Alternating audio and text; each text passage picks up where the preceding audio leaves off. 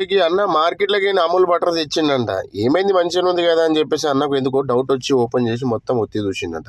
మీదనేమో గట్టిగా ఉంది, కింది పక్కనేమో మెత్తగా ఉంది. ఏందబ్బా ఇట్లుందని చెప్పేసి ఇంకో మార్కెట్లకి ఇంకోటి తెచ్చిండంట.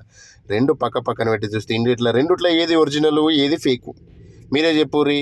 అగో అన్న చూపెడతాడు, అంతా సేమ్ ఉంటుంది. డబ్బా మీద మార్కులు, బొమ్మలు, గీతలు అన్నీ సేమ్ ఉంటాయి. లాస్ట్కి వస్తే అన్నకు ఫేక్ బటర్ దొరికిందంట. చూడరి రెండిట్లో ఏది ఒరిజినల్ జర చూపెట్టన్నా.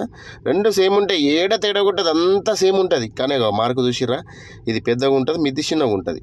గిట్లుంటుంది కథ. ఈ మార్కెట్లో దొరికే అడ్డమైన గిసొంటి తినకూరి, జర చూసి తిని జాగ్రత్త పడరు. ఏది రియలో ఏది ఫేకో కూడా తెలుస్తలేదు. ఇట్లాంటి తినకూరి, పానాల మీకు తెచ్చుకోకూరి, మంచిగా చూసి కొన్ని తెచ్చుకోరి. రెండు సేమ్ ఉన్నాయి, కానీ రెండిట్లో ఏది ఫేకో తెలుస్తలేదు. అట్లుంటుంది కథ మార్కెట్లో.